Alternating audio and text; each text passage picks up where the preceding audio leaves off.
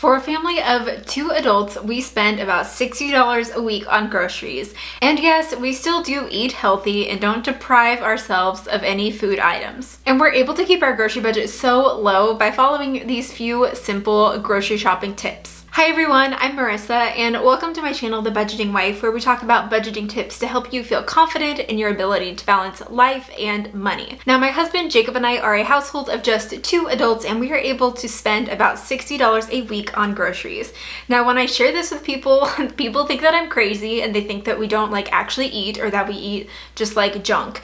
But I'm here to tell you that it is totally possible to limit your grocery budget and still be able to eat delicious and healthy meals. Also, let me know in the comments below if you want to see a video of me showing the kinds of meals that we eat with this budget. For us, the grocery shopping with a budget of about $60 a week is super doable just by following a few simple rules when it comes to grocery shopping. Now, again, we are just a household of 2, so if you have children, if you have a bigger family, then obviously this is going to be different. I actually really love Jordan Page from Fun Cheap or Free and her idea with how much you should spend on groceries. Her grocery spending suggestion is $100 per person in your household per month, starting at $150. So for one person, you'd spend $150, and then for a family of 4, you'd be spending $400 each month. And this is really comparable to what Jacob and I do, as it's just 2 adults and we spend about $250 a month. So as I'm sharing this, please understand that if you do have a larger family, this is going to vary.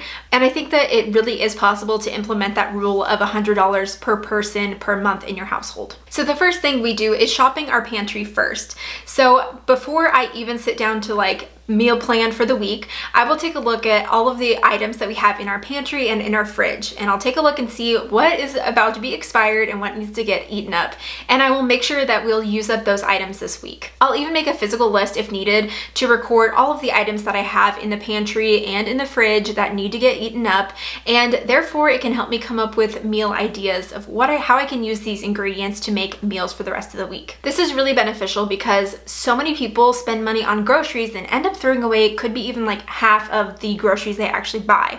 So instead, I'm really all about trying to limit as much food waste as possible. And a great way to start with that is by eating up the food that you already have on hand before it goes bad. The next step is to meal plan. And so I will take a look at all of the things that I have in the pantry and in the fridge, and I'll sit down and figure out what kinds of meals can I make with the ingredients that I already have on hand, mostly. And then obviously there's going to be some ingredients that I'm going to need to supplement and go to the grocery store to get. Now, when it comes to meal planning, obviously we're going to eat 7 dinners in a week, but we really only have to make maybe 3 meals a week because there's always going to be leftovers. There's going to be a date night in there, and also a night that I'm just heat up whatever's frozen Costco stuff we have. And so really I'm only worried about making 3 meals a week.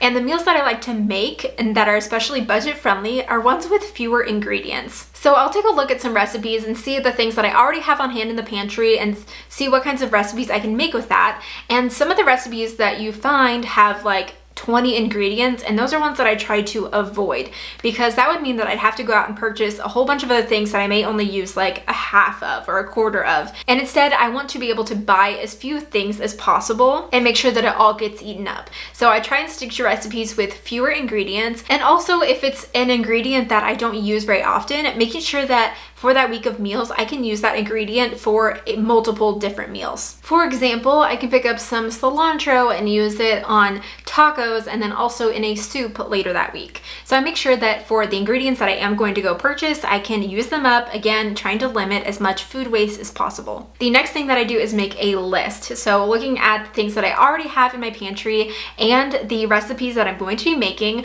I then have to come up with a few other supplemental ingredients and other fresh produce and things to get us through the week for things like breakfast and lunches. And so I'll make my actual list so that I know exactly what I actually need at the store, and that way I'm not tempted to just wander the grocery store and pick out whatever feels good at that moment. So I make sure that I have my list ready to go for when we step in the grocery store. Now, the next decision is where to shop, and I love just shopping at cheap grocery stores. When Jacob and I were first married, we lived right next to a Winco, which for people on other parts of the country. It's kind of like an Aldi. I've never actually been to an Aldi, but Winco is a super cheap place to get groceries, and it's like the same stuff that you'd get at a Safeway anyway. And so we got all of our groceries at Winco. Other places that we shopped at are Walmart, and honestly, those are just cheaper and you can find good deals and it's the same food. So why not just shop at the cheaper store rather than going the more expensive store route? Then when I'm at the grocery stores, I make sure that I buy generic as much as I possibly can. The generic brand is almost all the time cheaper than the name brand item, and most of the time they're like just about the same thing. I know there's a couple items that there really is a difference between the generic and the name brand, so get the brand name for the thing that's important to you. But for most things, just consider getting the generic brand. It's like all about the same. We buy generic brand for just about everything and we're totally fine. And lastly, we eat the leftovers. Again, with that whole zero food waste, I try not to overdo it with cooking too many meals in the week. Instead, like I said, I'll try and do maybe 3 or 4 dinners, and then we have plenty of leftovers that we can eat for the rest of the week. Leftovers doesn't need to be that bad. Maybe make like a fun side for a leftover, but eating up everything that you have in the fridge is going to be much better for your budget. If you want to learn more about saving money on your grocery budget, check out this video here. Also, don't forget to subscribe to my channel and give this video a thumbs up if you enjoyed it, and I will see you guys in that next budget video.